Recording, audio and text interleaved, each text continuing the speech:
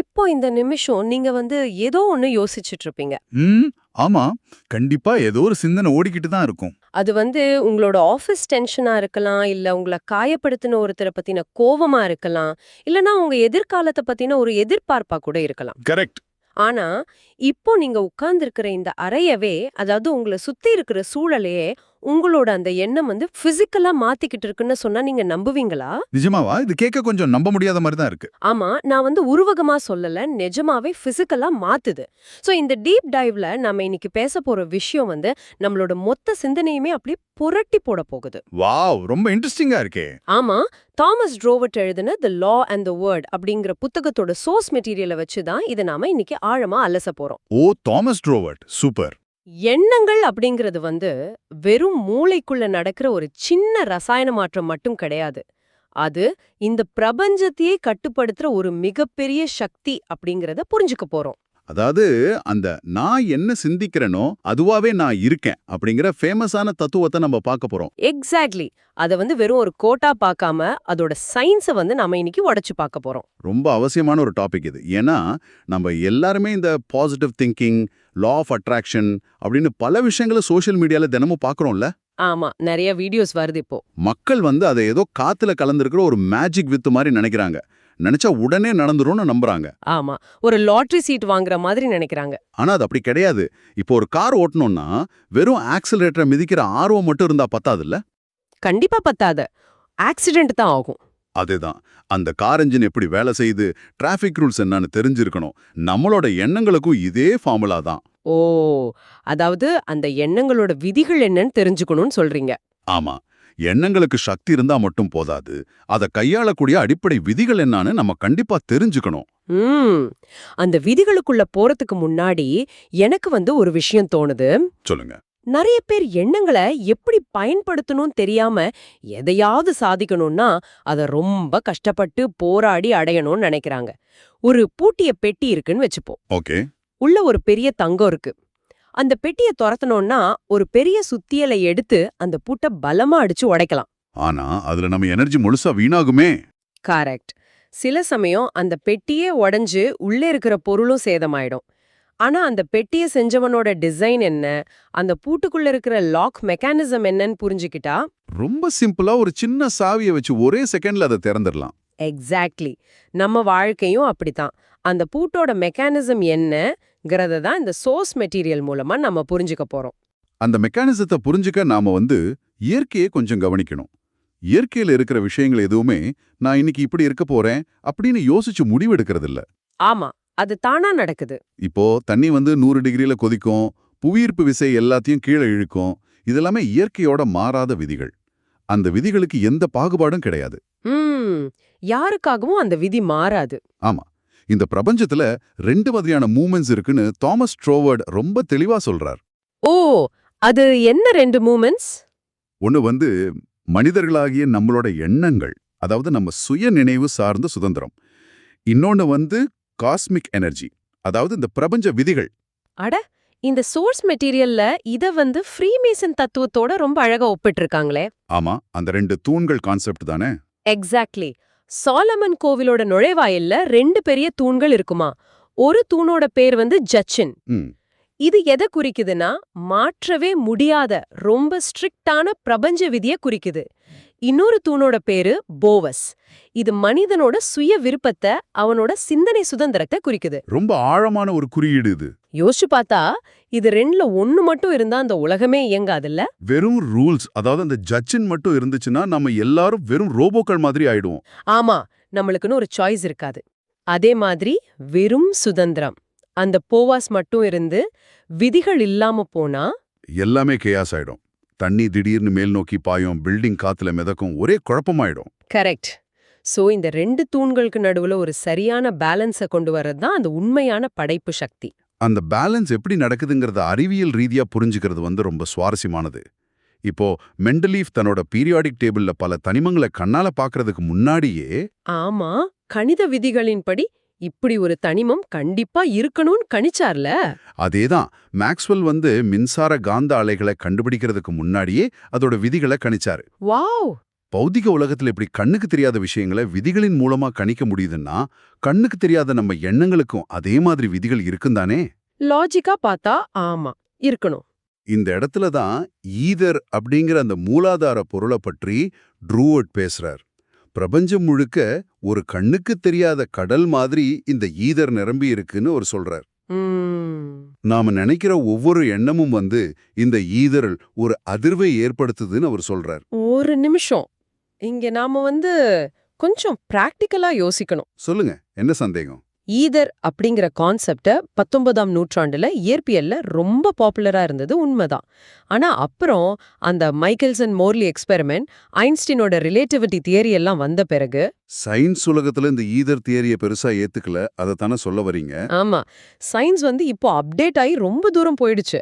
அப்படி இருக்கும்போது ஒரு 100 வருஷத்துக்கு முன்னாடி எழுதப்பட்ட இந்த ஈதர் கான்செப்ட நாம எப்படி இன்னைக்கு இருக்கிற அழிவியலோட பொருத்தி பார்க்க முடியும்? இது ரொம்ப பழசு இல்லையா? ரொம்ப முக்கியமான கேள்வி இது. இயற்பியல் ரீதியா அந்த காலகட்டத்துல சொல்லப்பட்ட ஈதர் வேற. ஓகே.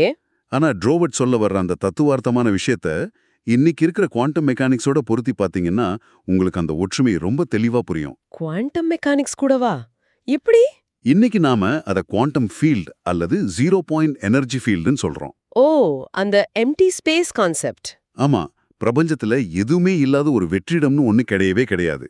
எல்லாமே ஒரு கண்ணுக்கு தெரியாத வலைப்பின்னலா இணைக்கப்பட்டிருக்குன்னு இன்னைக்கு குவாண்டம் பிசிக்ஸ் சொல்லுது. அப்போ வார்த்தைகள் தான் மாறி இருக்க தவிர ரெண்டும் ஒண்ணுதான் சொல்றீங்க. கரெக்ட். அடிப்படை கான்செப்ட் ஒண்ணுதான். இது புரிஞ்சுக்க ஒரு சின்ன உதாரணம் சொல்றேன். ஒரு தட்டுல மணலை கொட்டிட்டு அதுல குறிப்பிட்ட சத்தத்தை எழுப்பும் போது என்ன ஆகும் தெரியுமா? அந்த மணல் ஏதோ ஷேப் மாதிரி மாறும்ல.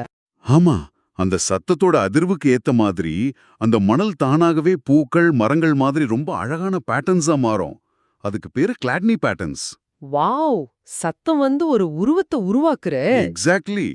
அந்த சத்தம் எப்படி மணலுக்கு ஒரு உருவத்தை கொடுக்குதோ அதே மாதிரி தான் நம்ம எண்ணங்களும் இந்த குவாண்டம் ஃபீல்ட்ல அதிர்வுகளை உருவாக்கி அதுக்கேத்த யதார்த்தத்தை நம்ம வாழ்க்கையில உருவாக்குது. சரி, சத்தம் மூலமா அதிர்வுகள் வருது, அது ஒரு பேட்டர்னை உருவாக்குது அப்படிங்கிற இந்த மெக்கானிசம் எனக்கு நல்லா புரியுது. ஆனா இந்த சோர்ஸ் மெட்டீரியல்ல சில விசித்திரமான கேஸ் ஸ்டடிஸ் கொடுத்திருக்காங்க. அதெல்லாம் கொஞ்சம் ஓவரா இருக்குன்னு தோணுது. எந்த மாதிரி கேஸ் ஸ்டடிஸ்? நம்ம எண்ணங்கள் உடம்ப விட்டு வெளியவும் அதிர்வுகளை ஏற்படுத்துமா?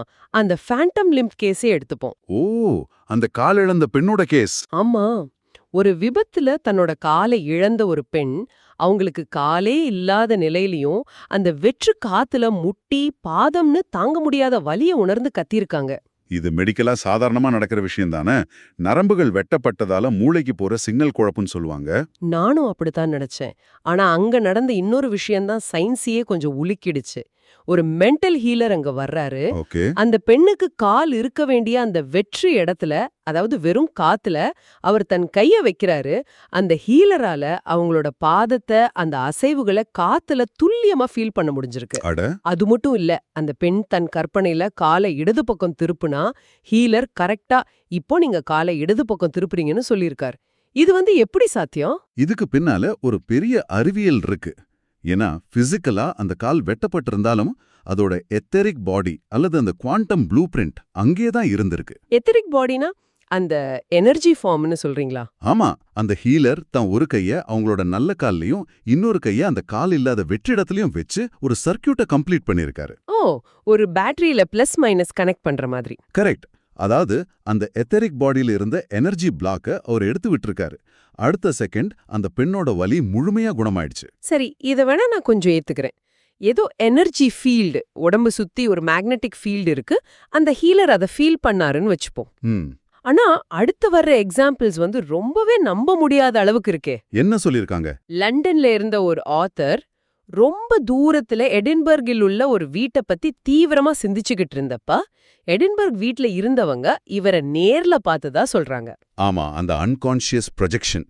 அது மட்டும் இல்லாம இந்தியாவுல பிரிட்டிஷ் ஆட்சி காலத்துல ஒரு பங்களாவுல தங்கியிருந்த ஆத்தரோட மனைவிக்கு 18 வருஷத்துக்கு முன்னாடி அங்க தற்கொலை பண்ணிக்கிட்ட ஒருத்தரோட ஆவி தெரிஞ்சிருக்கு. ஓ, அந்த பங்களா சம்பவம். என்னங்க இது?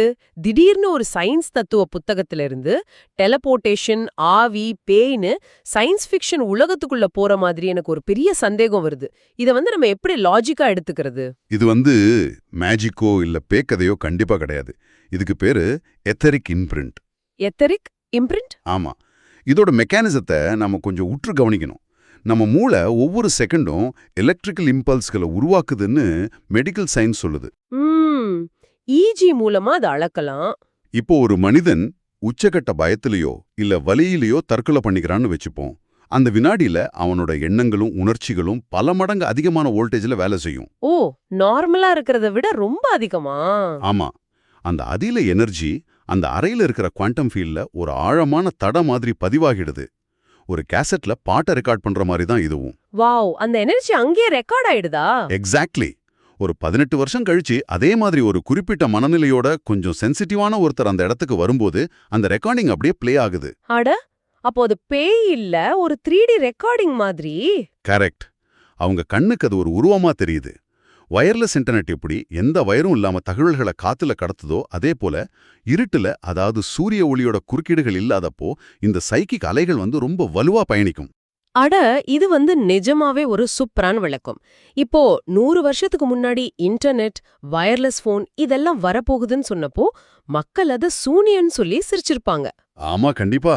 ஆனா இன்னைக்கு கண்ணுக்கு தெரியாத அந்த வைஃபை அலைகள் மூலமா நாம உலகத்தோட எந்த மூலையில இருக்கிறவங்க கிட்டயும் வீடியோ கால் பேசுறோம். வைஃபை அலைகள் நம்ம கண்ணுக்கு தெரியலங்கிறதால அது இல்லைன்னு நம்ம சொல்றது இல்லையே. அதே போலதான் இதுவும். ஆமா, மனிதர்களோட உணர்ச்சிகளும் எண்ணங்களும் வெளியிடுற அதிர்வுகளை மெஷர் பண்ற டெக்னாலஜி இன்னைக்கு நம்ம கிட்ட இல்லாம இருக்கலாம்.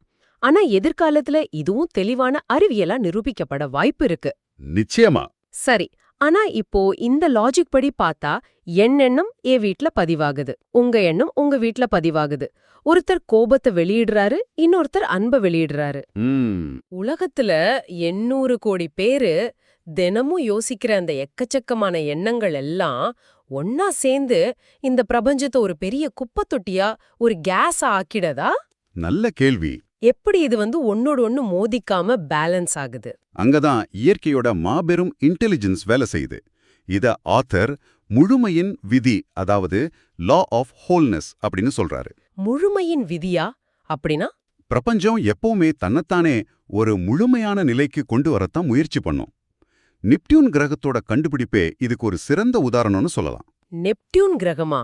அதுக்கும் இதுக்கும் என்ன சம்பந்தம்? விண்வெளியில யுரேனஸ் கிரகத்தோட சுற்றுப்பாதையில ஏதோ ஒரு சின்ன தடுமாற்றம் இருக்கிறத லெவேரியர் அப்படிங்கிற ஒரு கணிதவியலாளர் கவனிக்கிறாரு. ஓகே. அந்த தடுமாற்றத்துக்கு காரணம் அந்த இடத்துல ஒரு வெற்றிடம் இருக்கு. அந்த வெற்றிடத்தை நிரப்ப கணித விதிகளின் அடிப்படையில அங்கே ஒரு பெரிய கோள் இருந்தே ஆகணும்னு அவர் கணிச்சார். தொலைநோக்கில பாக்கறதுக்கு முன்னாடியேவா? ஆமா, தொலைநோக்கில பாக்கறதுக்கு முன்னாடியே பிரபஞ்சத்தோட அந்த முழுமை விதியை அடிப்படையா வச்சு அங்கே நெப்டியூன் இருக்குன்னு அவர் உறுதியா சொன்னார். அப்புறம் தேடி பார்த்தா நெப்டியூன் அங்க இருந்தது. வாவ், நம்பவே முடியல. பிரபஞ்சம் எப்பவுமே தனித்தனி துண்டுகளா செயல்படுறதில்ல. அது ஒட்டுமொத்த முழுமையோட பேலன்ஸை நோக்கி தான் நகரும். அப்போ நாம வெளியிடுற நெகட்டிவ் அதிர்வுகளும் இந்த முழுமைக்குள்ள வரும்போது என்ன ஆகுது? அது அந்த முழுமையை சிதைக்க பார்க்கும்போது இயற்கை அதை ரிஜெக்ட் பண்ணிடும். ஒரு நிமிஷம், எனக்கு ஒரு சின்ன செடி மேல பண்ண எக்ஸ்பெரிமெண்ட் ஞாபகம் வருது. சொல்லுங்க. ஒரே மாதிரி ஆரோக்கியமா இருக்கிற 2 ரோஜா செடிகள் எடுத்து ஒண்ணுகிட்ட தினமும் அன்பான வார்த்தைகளை பேசினாங்க. இன்னொரு செடி கிட்ட ரொம்ப மோசமான நெகட்டிவான வார்த்தைகளை, கோபத்தை வெளிப்படுத்தினாங்க. கொஞ்ச நாள்ல அந்த நெகட்டிவ் வார்த்தைகளை கேட்ட செடி அழுகி செத்து போயிடுச்சு. ஆமா, இது ரொம்ப பிரபலமான எக்ஸ்பெரிமெண்ட். ஆனா பாசிட்டிவ் வார்த்தைகளை கேட்ட செடி ரொம்ப அழகா பூத்து குலுங்குச்சு. இது ஏதோ வார்த்தைகளுக்கு இருக்கிற மேஜிக் பவர் இல்ல. பின்ன என்ன நினைக்கிறீங்க? முழுமையின் விதியை நோக்கி போயிட்டு இருக்கிற இயற்கையோட நாம நெகட்டிவ் அதிர்வுகளை கொடுத்து முரண்படும்போது, அதாவது அந்த வைப்ரேஷனல் டிசோனன்ஸ் உருமாகும் போது அந்த சிஸ்டமே கொலாப்ஸ் ஆகுது. எக்ஸாக்ட்லி. அதுதான் அந்த செடியை சாகடிச்சிருக்குன்னு இப்ப எனக்கு புரியுது. கண்டிப்பா. இத தத்துவ ரீதியா விளக்கணும்னா நாமினன் மற்றும் ஃபினாமினன் அப்படிங்கிற 2 வார்த்தைகளை நம்ம புரிஞ்சுக்கணும். நாமினன், ஃபெனாமினன், அது என்ன? ஃபினாமினன் அப்படிங்கிறது வெளித்தோற்றம். நாமினன் அப்படிங்கிறது உள் ரியாலிட்டி, அதாவது அதோட ஆன்மா. ஓ, இத கொஞ்சம் எளிமையா சொல்லணும்னா, இப்போ தண்ணீர் இருக்குன்னு வச்சுப்போம். சொல்லுங்க. அந்த H2O அப்படிங்கிற அடிப்படை ரசாயன அமைப்பு தான் நாமினன். ஆனா அந்த தண்ணீர் பனிக்கட்டியா, ஆவியா, நதியா, மழையா, வெவ்வேறு ரூபத்துல நமக்கு தெரியுது பாத்தீங்களா? ஆமா, அதுதான் ஃபினோமினன். ரூபங்கள் மாறலாம், ஆனா அந்த H2O அப்படிங்கிற அடிப்படை ஒண்ணுதான். ரொம்ப அருமையான ஒப்பீடுது. இதே போலதான் மனிதர்களும். ஓ, நம்மளுக்கும் இது பொருந்துமா? ஆமா, நாமெல்லாம் வெவ்வேறு உருவங்கள்ல வெவ்வேறு குணங்கள்ல வெளித்தோற்றத்துல வித்தியாசமா இருக்கோம். இது ஃபினோமினன். ஆனா நம்ம எல்லாருக்குள்ளேயும் இருக்கிற அந்த அடிப்படை H2O எது தெரியுமா? அதுதான் ஜெனரிக் சோல். ஜெனரிக் சோல், அதாவது பொதுவான ஆன்மா. ஆமா, ஒட்டுமொத்த பிரபஞ்சத்தோட மையப்புள்ளியும் அதுதான். நாம் ஒவ்வொருவரும் தனித்துவமானவர்களாக இருந்தாலும் அடிப்படையில் நாம் அனைவரும் அந்த முழுமையின் ஒரு பகுதிதான். இதை கேட்கும்போது நிஜமாவே ரொம்ப பிரமிப்பா இருக்கு. ஆனா இத கொஞ்சம் பிராக்டிக்கலா நம்ம அன்றாட வாழ்க்கைக்கு கொண்டு வருவோம்.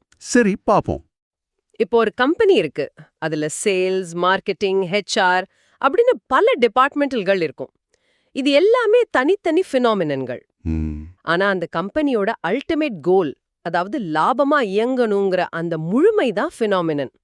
ஒரு டிபார்ட்மெண்ட் ஹெட் தான் மட்டும் ஜெயிக்கா போதும்னு நினைச்சு மற்ற டிபார்ட்மெண்ட்களை கவிழ்க்க நினைச்சா என்ன ஆகும்? அந்த ஒட்டுமொத்த சிஸ்டமும் செறிந்து கம்பெனியை மூடு விழா காணும். அதேதான். குடும்பமும் அப்படிதான். அப்பா, அம்மா, பிள்ளைங்கன்னு தனித்தனி ஆசைகள் இருந்தாலும் குடும்பம்ங்கிற அந்த முழுமையோட பேலன்ஸ் இல்லைன்னா அந்த ரோஜா செடி அழுகி போன மாதிரி அந்த குடும்பமும் சிதைஞ்சிடும். இப்ப எனக்கு ஒரு பெரிய கேள்வி வருது. பிரபஞ்சம் இவ்ளோ பெர்ஃபெக்ட்டா இயங்குது, நாமளும் அதுல கனெக்ட் ஆயிருக்கோம்னா மனுஷனுக்கு மட்டும் ஏன் இவ்ளோ வியாதி வருது? ஏன் கவலை வருது? கடைசியா மரணம் ஏன் வருது? எங்க தப்பு நடக்குது? இந்த புத்தகத்தோட மிக ஆழமான பகுதியே இதுதான். நோய், கவலை, மரணம் இது எதுவுமே மனித படைப்போட ஒரிஜினல் டிசைன் அல்ல அப்படின்னு ட்ரோவர்ட் சொல்றார். ஒரிஜினல் டிசைன் இல்லையா? அப்புறம் எப்படி வந்தது?